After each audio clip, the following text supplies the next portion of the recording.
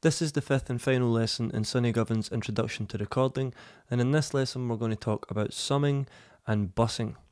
So summing is when you sum tracks together, you join them together into one track, and bussing is when you send a track to another track. Yeah, so we're going to talk about those in detail, and before we do that, let me just remind you that you should now go and grab your headphones, put them on and plug them in so that you can hear properly what it is that we are going to do. So let us dive in. First we're going to talk about summing. So here we have my vocal track, yeah, and if I click here I can see that this vocal track here with the microphone emblem is actually comprised of 4 different tracks, yeah, and what I've done is I've summed those into one track. Another good example would be down here on the drums, yeah, if I click here I see that I've got my floor tom, my kick, my overheads, my room, snare bottom, snare top, and my tom mic. Yeah, so that's 1, 2, 3, 4, 5, 6, 7 different tracks. And those have been summed into one drums track here. Yeah. Now, when you get the stems, you'll have the sum track as well as the individual tracks, yeah, so you can group them differently if you want. You can choose not to group them. You can delete my sum. You can delete the individual tracks and just use the sum. You have some options, yeah. But first of all, let us learn properly what summing is. So we have our harmonies here, yeah. Let's jump ahead to where the harmonies do their little solo. We have our harmonies. It's 1, 2, 3, 4, 5, 6 tracks, yeah, because we have 3 tracks at the beginning and 3 tracks in the middle, and I want to treat them slightly differently in terms of panning and levels. So I've given them their own tracks, but these 6 tracks here constitute all the harmonies, all the vocal harmonies on this track, yeah, so it would be sensible to sum them together into one harmony track that's much easier to deal with than 6 individual tracks, okay? So let's look at the vocal harmony solo here.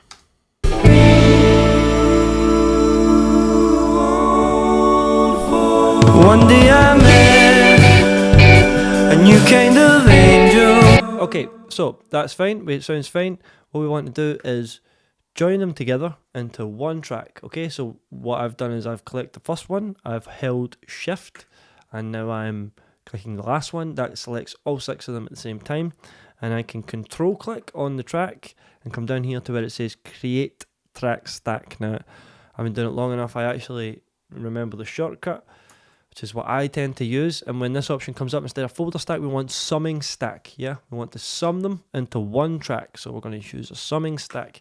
It might say slightly different things on your dot, might be group them together or whatever it is, but it's essentially the same thing of summing them into one track. Okay, so now I have my harmonies track, and I can adjust the level of this track with one fader, yeah, so all 6 of these tracks now are under the control of this one fader, and if I want to add any effects like compression or anything else, I can do it here, and that will affect all 6 of those harmony tracks, yeah, so it gives me a way of controlling however many tracks I want to sum together at once very easily. With a sort of master switch, yeah, I can control the master volume, I can give it master EQ, master reverb, whatever it is I need to do to all the vocal harmonies, I can do it with this summed track. That's very useful, yeah. And so let's just make sure we've got the levels where we like them.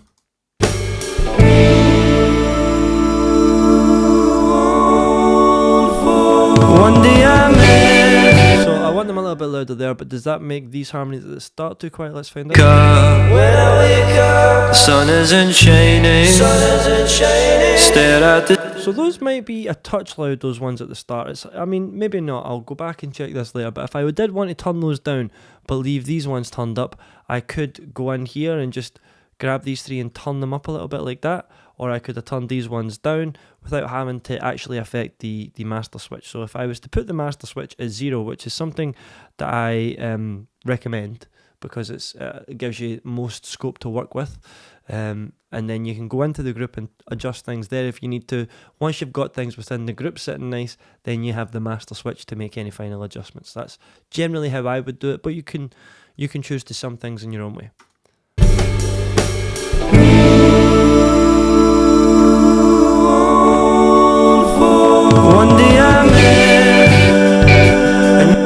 I've gotten a little bit more out of those now. I could even maybe stand to get just a tiny bit more out of those.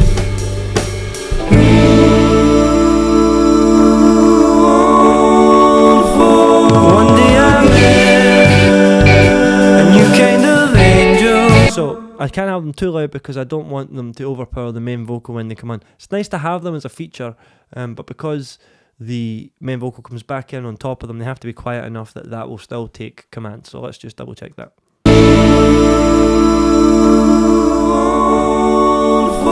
One day I met a new kind of angel. She didn't have... I might have gotten away with that, let me see.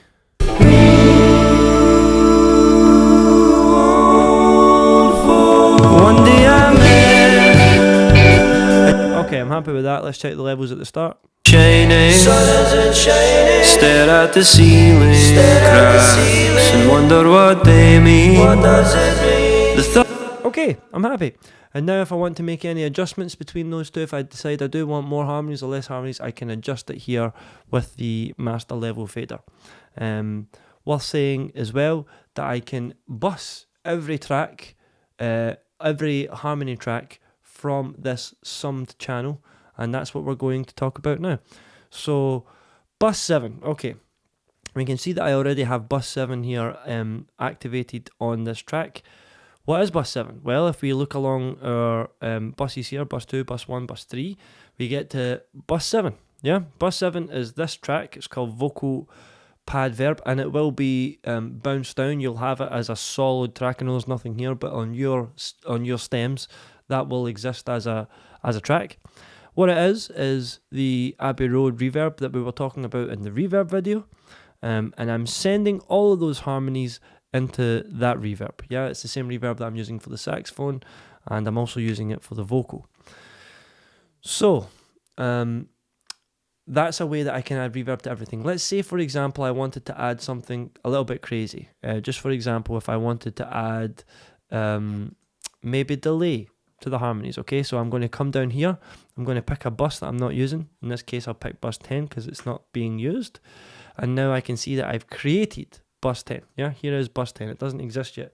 If I hit Control T, it exists now in the window, yeah, where I can see it nice and clearly here. And what I want to do is maybe add some delay. So let's go down and find a delay that we want to use.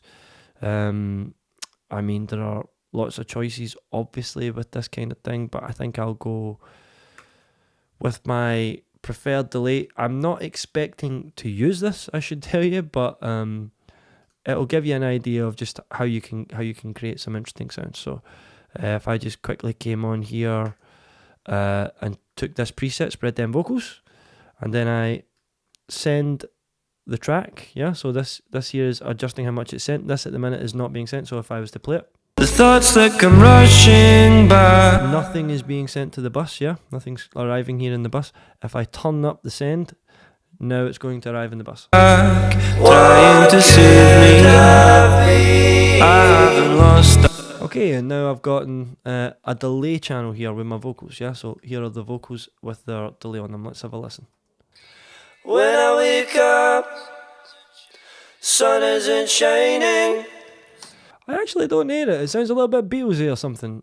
So let's just take the solo off here. It sounds in track. Ceiling, stare at the ceiling, and wonder what they mean. What does it mean? The thoughts that come rushing back, trying to save me.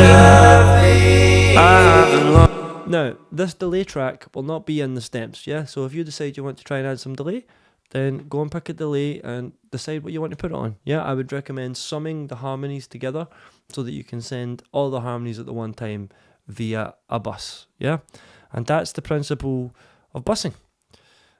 So we understand lots of things now. We understand EQ, we understand levels, we understand reverb, we understand busing, and of course we understand summing, the things that we've just done. And we also understand panning. With that, we should be able to do some basic mixes of our own. I've given you the stems for this track. Please use it in any way that you would like. Change it, adjust it in any way that you would like. What I would say, some information that might be useful for you, is it is at a tempo of 156 beats per minute, and it's in 4/4. So if you are loading it in and you want to maybe use some of your own sample drums or whatever, and you want to quantize it, you'll be wanting 156 BPM at 4/4, and then it should all just line up for you, absolutely no problem. If you do anything with it of any interest, please send it to me or put it online and tag me on it. I'll be very interested to see what you've done with it. Thank you for watching, and I hope you've learned something.